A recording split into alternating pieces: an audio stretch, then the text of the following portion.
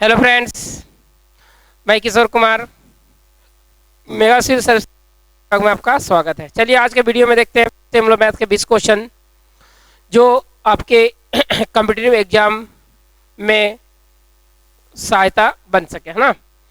तो देखते हैं आज का जो क्वेश्चन है वो क्या है। क्वेश्चन नंबर 1 बोला रहा है, एक आदमी एक खिलौना कार 135 रुपये में खरीदता और उसे 150 रुपये में बेचता है, उसका लाभ प्रतिशत ज्ञात कीजिए। बोले कि एक आदमी खिलौना कार जो है 135 रुपये में परचेज करता है और बेच दे रहा है कितना में, 150 में, तो कितने प्रतिशत का फायदा हुआ। तो प्रतिशत प्रॉफिट बराबर क्या होता है, प्रॉफिट बटे होता है सीपी इंटू होता है 100।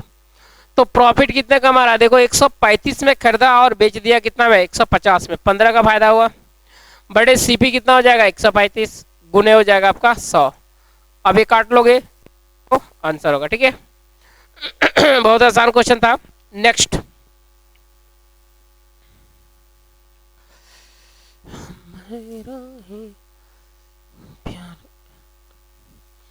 क्वेश्चन नंबर 2 सॉरी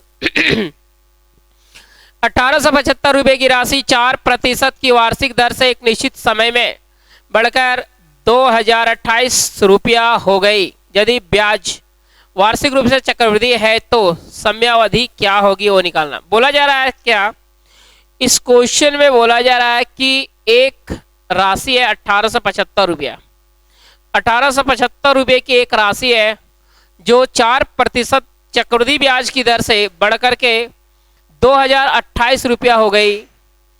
फिर बोला जा रहा है क्या, तो समय क्या है, यानी कितने समय में ये 1875 रुपया 2028 रुपया हो गई। तो हम देख रहे हैं क्या, यहां पे यदि हम यहां पे बात करें तो यहां पे 1875 रुपया मेरा बढ़ गया कितना, 2028 रुपया हो गया, है ना। अब यहां से क्या करोगे आप, इसको काट दो। यदि 5 का टेबल से काट दोगे तो 5 का टेबल से काट दोगे तो कितना बार में कट जाएगा वो देखो, 5 से ज्यादा में थोड़ा काट दो। 3 का टेबल से काटो, 3 6 18 और हो जाएगा आपका 3 से काटो 25 बार में, 625। यहाँ पे हो जाएगा 3 गुने 6 18, फिर हो जाएगा आपका 2 बच जाएगा, 3 गुने 7 21, फिर 3 गुने 6 18। आपका पैसा जो 625 रहा है कितना, 476 रुपया, कितने वर्ष में होगा वो आपको निकालना। देखिए रेट आपका दिया हुआ, रेट कितना दिया हुआ, 4% दिया हुआ। 4% का मतलब होता है 1/25, यानी आपका पैसा 25 रुपया हो रहा है, 25 रुपये 26 रुपये साल में। देखो गुना करो, 25 गुने 25 625 और 26 गुने 26 676, यानी आपका पैसा जो है 625 रुपया 676 रुपया होने में कितना वर्ष लग गया, 1 और 1 2, यानी आंसर कितना आएगा, 2 वर्ष। या आप इसको ऐसे भी कर सकते हैं, ठीक है। आप इसको ऐसे भी कर सकते हैं, आपके पास जो है रुपया कितना है, यानी कि आपका रुपया दिया हुआ 1875, 4 के हिसाब से बढ़ रहा है 104 बटे क्या करेंगे 100, है ना। या फिर ऐसे कर दो इसको, 1 + 4 बटे 100 टू दी पावर t बराबर, ये बढ़ के कितना हो गया 2028। अब इसको सॉल्व करके यहां भी t निकालोगे तो कितना आएगा आपका, 2 आएगा, ठीक है। चलिए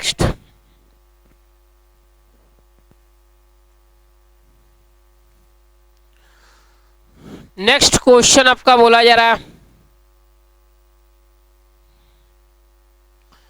एक वॉशिंग मशीन का अंकित मूल्य 23,500 रुपया है और दुकानदार ने इसे 20,915 रुपये में बेचा। दुकानदार द्वारा दी जाने वाली छूट प्रतिशत क्या है वो निकालना। वॉशिंग मशीन का अंकित मूल्य दिया हुआ, ये मार्क प्राइस आपका दे दिया हुआ, ये मार्क प्राइस दिया हुआ और ये बिक रहा है कितना में, 20,915, ये हो गया आपका सेलिंग प्राइस। तो कितने प्रतिशत का डिस्काउंट मिल रहा है, तो यदि हम लोग प्रतिशत डिस्काउंट का बात करें तो बराबर होता है डिस्काउंट बटे होता है मार्क प्राइस इंटू होता है 100। तो डिस्काउंट क्या होगा, मार्क प्राइस कितना 23,500 में से हम सेलिंग प्राइस घटा देंगे 20,915, तो ये डिस्काउंट मिल जाएगा बटे मार्क प्राइस हो जाएगा 23,500 और गुने क्या करेंगे 100। ये आपका था प्रतिशत डिस्काउंट, ठीक है। अब इसको काट लेंगे। नेक्स्ट,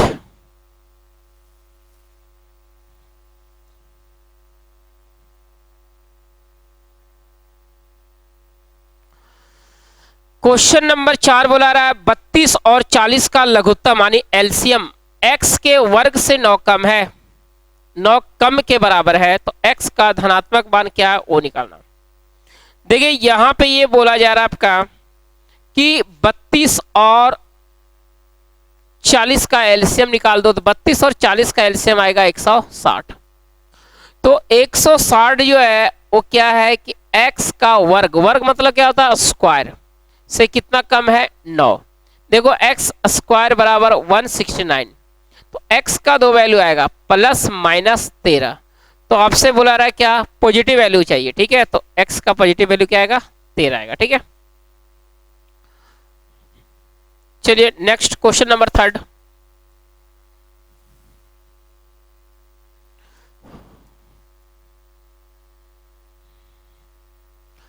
बोला रहा है एक शहर की वर्तमान जनसंख्या 1,25,000 है, एक शहर की वर्तमान जनसंख्या 1,25,000 है। यदि जनसंख्या 2% प्रति वर्ष की दर से बढ़ती हो तो 3 वर्ष बाद शहर की जनसंख्या क्या होगी वो निकालना। देखो ये बोला रहा शहर की जनसंख्या 1,25,000 है, यदि ये 2% के हिसाब से बढ़ता 3 साल बाद जनसंख्या क्या होगा 102/100 गुने 102/100 गुने हो जाएगा 102 बटे हो जाएगा आपका 100। अब इसको आप काट सकते हैं, ठीक है, 2 0 2 0 कट जाएगा, 1 0 1 0 कट जाएगा। अब पहले 25 का टेबल से काटो, 25 का टेबल से कट जाएगा आपका 5 बार में, और 1 कट जाएगा आपका 4 बार में, ठीक है, 5 का टेबल से कट जाएगा 2 बार में, 2 का टेबल से कट गया 51 बार में, फिर 2 का टेबल से 2 बार में कटेगा आपका 51 बार में, 2 से काट दो कितना 51 बार में। अब आप गुना कर लेंगे, ठीक है, गुना ऐसे करेंगे, देखो 1 गुने 1 1 गुने 1, 1 वाला ऑप्शन देखो लास्ट में यही दिख रहा है आपका, दिख रहा ना, तो ये हो जाएगा आपका आंसर पहला, यानी 1,32,651। Next question number 6, question number 6 में बोला जा रहा है अमन, राम और कपिल एक कार्य को क्रमशः 68 दिन, 51 दिन और 17 दिन में पूरा कर सकते हैं। यदि वे बारी बारी एक दिन इस प्रकार कार्य करते हैं कि अमन पहले दिन कार्य करता है, राम दूसरे दिन कार्य करता है, कपिल तीसरे दिन कार्य करता है और फिर अमन चौथे दिन कार्य करता है, और यह क्रम इसी प्रकार जारी रहता है, तो 50% कार्य होने में लगभग कितना दिन लगेंगे। तो यहां पे ये बोला जा रहा है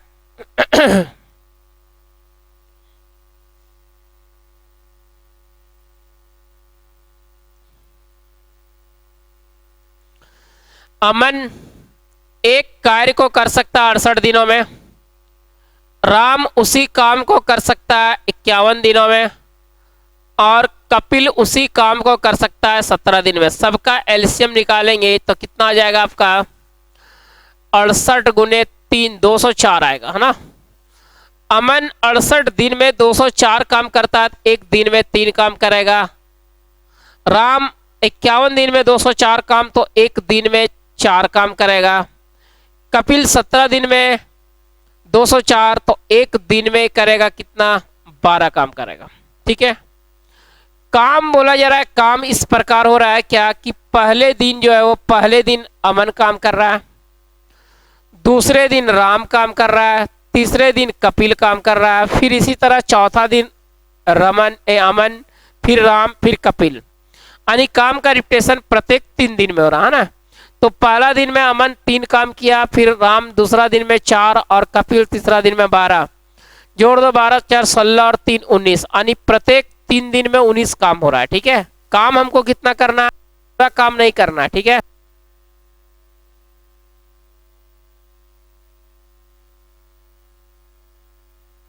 अब 19 को टेबल पढ़िए, काम को ध्यान में रखते हुए। समय बराबर 19 पच्चे 95 और 5 गुने 3। 3 क्यों गुना कर रहे हैं? क्योंकि आपका 19 काम प्रत्येक कितने दिन का है? 3 दिन का। तो 19 पच्चे 95 काम आपका हो गया। आपके पास काम बच गया कितना? 7। और दिन आपके पास खत्म हो गया कितना? 15। तो अभी और समय लग जाएगा। अबर देखो, अबर कौन करेगा? अमन करेगा। अमन एक दिन पूरा लेगा क्योंकि उसका कैपेसिटी एक दिन में 3 काम करने का, और काम कितना? 7। 3 यहाँ पे घटा दो, अभी भी 4 काम बच गया। अबर कौन करेगा? राम करेगा। तो राम करेगा तो काम कितना बचा हुआ है? 4। और राम जो है एक दिन में करता भी कितना है? 4, यानी एक दिन और लेगा। एक काम आपका 0 हो गया। देखो समय कितना लग गया? 15 16 17, यानी टोटल जो है वो लग जाएगा कितना? 17 दिन लगेगा। ऑप्शन आपका डी होगा, है ना। चलिए नेक्स्ट। नेक्स्ट क्वेश्चन नंबर आपका 7।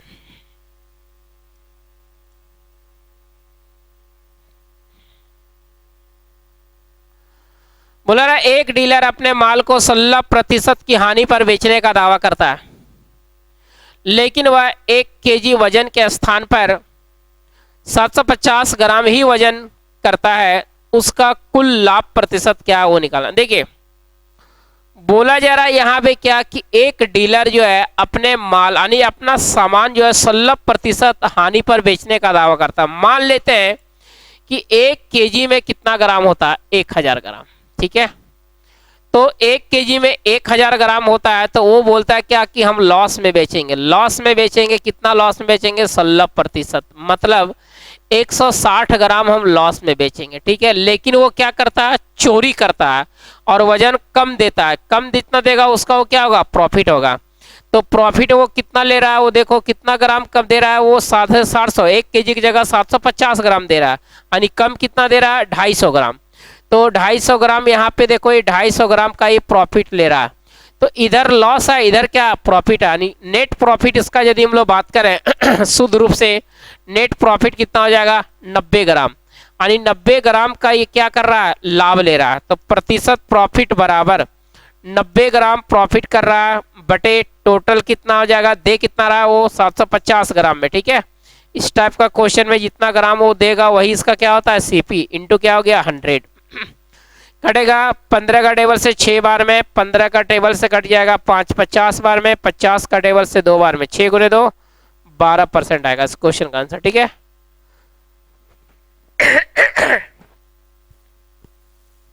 चलिए नेक्स्ट क्वेश्चन नंबर 8।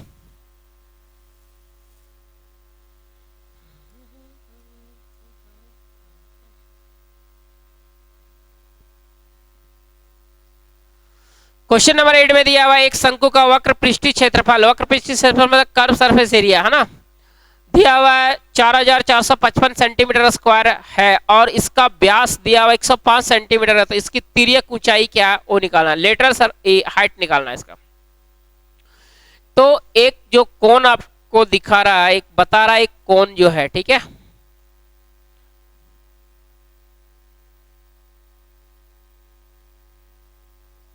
एक कोण दिया हुआ है, इसका व्यास दिया हुआ 105 सेंटीमीटर, रेडियस कितना हो जाएगा 105 बटे हो जाएगा आपका 2 सेंटीमीटर, और इसका दिया हुआ पृष्ठीय क्षेत्रफल दिया हुआ, कर्व सरफेस एरिया होता है पाई आर एल, पाई आर एल हो जाएगा आपका, पाई आर एल बराबर दे दिया हुआ 4455 सेंटीमीटर स्क्वायर। देखो पाई का वैल्यू कितना होगा 22/7, आर के जगह आप क्या रखोगे 105 बटे क्या रखोगे 2 रखोगे, एल आपको निकालना है बराबर 4455, आप काट दोगे तो आपका एल यहां से निकल जाएगा। ठीक है, 7 का टेबल से 1 कट जाएगा, 2 का टेबल से 11 बार में कटेगा, 11 से आपका 1 कट जाएगा, है ना, एल जो आपका आंसर आएगा वो आपका यही होगा, है ना। चलिए नेक्स्ट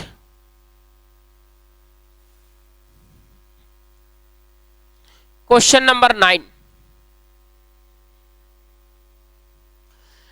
बोला रहा है एक दशक में एक कस्बे की जनसंख्या 1,45,000 से बढ़कर 2 लाख हो गई, प्रति वर्ष जनसंख्या की साधारण वृद्धि दर प्रतिशत क्या है वो निकालना। देखिए 1,45,000 से बढ़कर 2 लाख हो गई, कितना बढ़ गई, देखो कितना बढ़ गया जनसंख्या, यदि हम लोग बात करें तो जनसंख्या बढ़ रहा है कितना, 55,000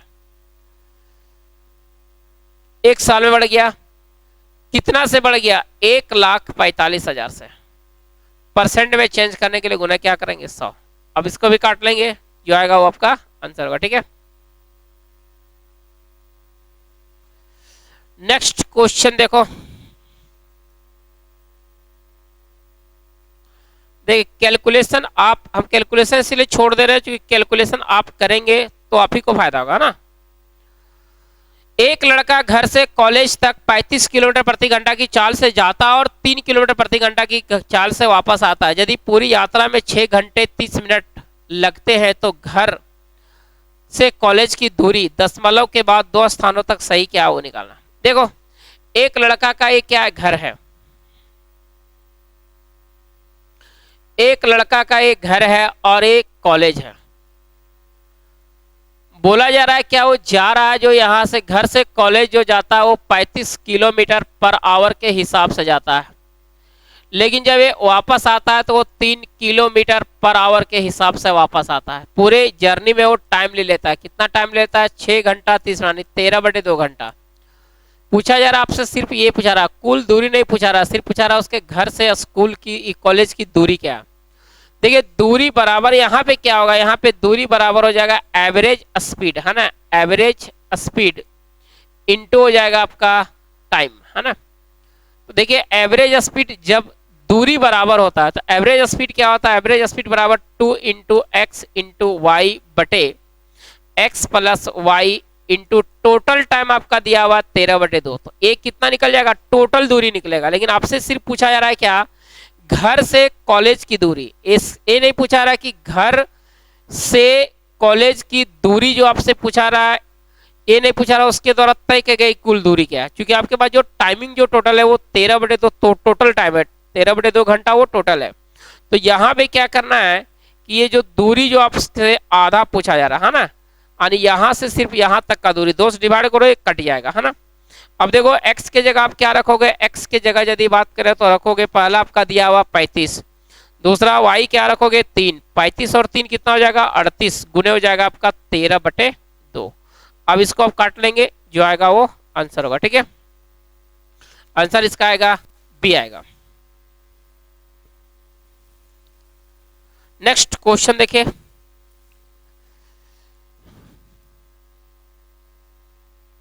एक क्वेश्चन आप खुद बनाएंगे क्योंकि छोटा क्वेश्चन है। 37 55 का कितना प्रतिशत है, 37 जो है वो 55 का कितना परसेंट है, 55 गुने क्या करेंगे 100। अब इसको काट लीजिए। ठीक है, नेक्स्ट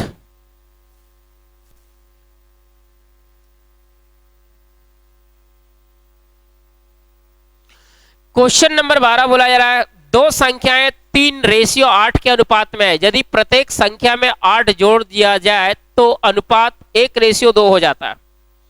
यदि प्रत्येक संख्या में से 4 घटा दिया जाए तो अनुपात क्या होगा वो निकालना। ठीक है, क्वेश्चन आपसे ये बोला जा रहा है कि दो संख्याएं दिया हुआ 3:8 के अनुपात में, दो संख्या दिया हुआ, मान लो एक ए और एक क्या बी दिया हुआ। ठीक है, 3:8 के अनुपात में दिया हुआ, 3:8 के अनुपात में। बोला जा रहा है कि यदि हर एक संख्या में 8 जोड़ देंगे तो जितना जोड़ने और घटाने बोलेगा वो बीच में आप लिख दीजिएगा। ठीक है, जोड़ने के बाद इसका जो रेशियो बदल के कितना हो गया 1:2। आप यहाँ पे लिखो 1 क्या लिखेंगे 2। सबसे पहला काम क्या करना आपको, ये दोनों में डिफरेंस क्या वो निकालना। दोनों में डिफरेंस कितने का, 1 का। और आपको ये भी बात याद रखना है कि एक जो है वो डिफरेंस जो 1 आया वो हमेशा गुना किससे होगा, बीच वाले नंबर से। ठीक है, चलिए अब सॉल्व करते हैं। 3 × 2 कितना हो जाएगा 6, 8 × 1 8।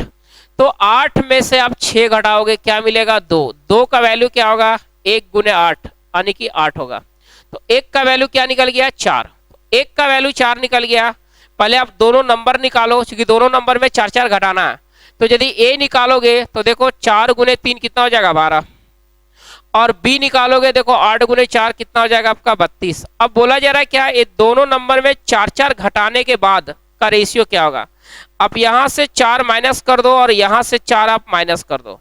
तो यहां यदि 4 माइनस करेंगे तो 8 आएगा और यहां पे 4 माइनस करोगे 28 आएगा। अब इसको काट दो, 4 का टेबल से काटेंगे 2 रेशियो कितना आएगा 7, और इस क्वेश्चन का आंसर आएगा आपका बी आएगा। ठीक है, नेक्स्ट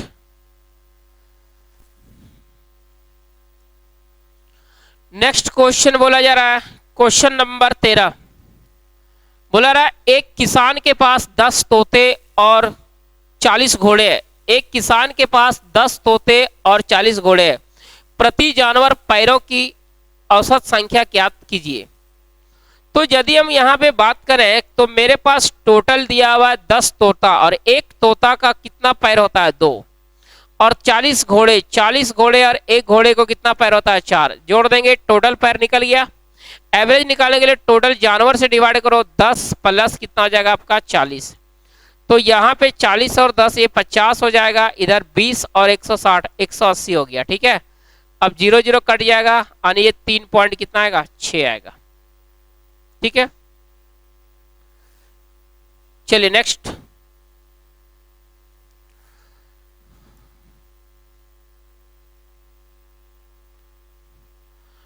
क्वेश्चन नंबर आपका 14 ये बोला जा रहा है कि एक घंटे में ए 7 कुर्सियों को पेंट कर सकता है, जबकि बी 1 घंटे में 4 कुर्सियों को पेंट कर सकता है। 55 कुर्सियों को एक साथ पेंट करने पर उन्हें कितना समय लगेगा। तो यहाँ पे बोला रहा टोटल कुर्सी कितना दिख रहा है आपको 55, और दोनों मिल करके पेंट करेगा तो ए एक घंटे में कितना पेंट कर रहा है 7, एक घंटे में कितना पेंट कर रहा है 4, तो 7 और 4 11। एक घंटे में जब 11 कुर्सी पेंट हो रहा है तो 55 कुर्सी पेंट होने में कितना घंटा लगेगा 5 घंटा लगेगा। आंसर इसका होगा ए होगा। ठीक है, चलिए नेक्स्ट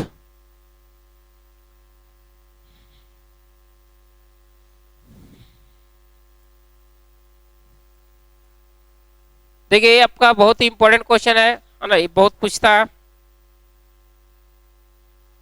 क्वेश्चन नंबर 15 दिया हुआ, एक बल्लेबाज 15वीं पारी में 27 रन बनाता है, जिससे उसके रनों का औसत 5 बढ़ जाता है। 15वीं पारी के बाद उसके रनों का औसत ज्ञात कीजिए। देखिए, इसके लिए आपको एक हम फार्मूला लिख देते हैं ना, जब भी ऐसा क्वेश्चन रहेगा तो आपका इसमें सारा बन जाएगा। बोला रहा 15वीं पारी, यहां पे हम लिख रहे हैं nवीं पारी बाद। ठीक है, nवीं पारी बाद औसत बराबर अंतिम पारी में बनाया गया रन, अंतिम पारी में बनाया गया रन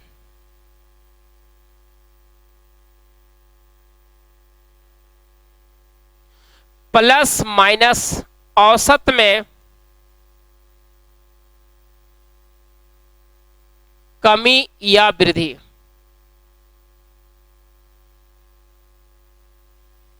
गुने अंतिम पारी -1। लेकिन आपको फॉर्मूला में एक बात आपको ध्यान क्या रखना है कि साइन अपोजिट चलेगा। यदि एवरेज मेरा बढ़ेगा तो साइन क्या लोगे माइनस, और एवरेज यदि मेरा घटेगा तो साइन क्या लोगे प्लस। देखो, nवीं पारी मतलब 15वीं पारी बाद जो औसत होगा वो क्या होगा, अंतिम पारी में कितना रन बनाया, अंतिम पारी में बनाया गया रन आपका 97 है। एवरेज बढ़ रहा है तो क्या करोगे माइनस, कितना बढ़ गया 5, और इंटू अंतिम पारी कितना है 15, 15 में एक घटा दो कितना आ गया 14, 14 गुने 5 70, 97 में से 70 घट जाएगा कितना आ गया 27। यानी इस क्वेश्चन का आंसर जो होगा वो बी होगा। ठीक है,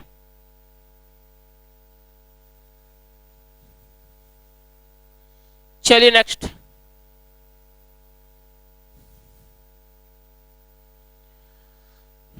ए आपको निकालना मीन प्रोपोर्शनल निकालना यानी मध्यानुपाती निकालना। तो मध्यानुपाती निकालने का फॉर्मूला आपको पता है कि b बराबर क्या होता है, रूट के अंदर क्या होता है a गुने क्या होता है c होता है ना। यानी कि यहाँ पे रखोगे आप 0.64 रखोगे, गुने रखोगे आप 0.81 रखोगे, तो यहाँ पे क्या निकलेगा 0.8 इंटू यहाँ पे निकलेगा 0.9, 9 गुने 8 72 यानी कि 0.72 होगा। ठीक है, और इस क्वेश्चन का आंसर आपका ए होगा।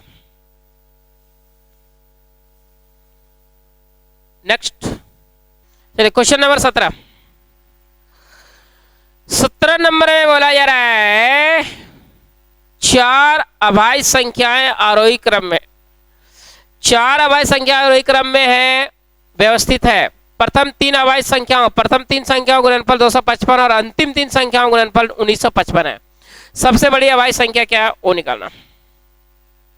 यहां पे बोला जा रहा है क्या, चार अभाज्य संख्या लगातार बोला रहा। मान लो कि ए बी सी डी चार अभाज्य संख्या, प्रथम तीन का गुणनफल और अंतिम तीन का गुणनफल। ए प्रथम तीन का गुणनफल 255 और अंतिम तीन का गुणनफल कितना दिया हुआ, 1955 दिया हुआ।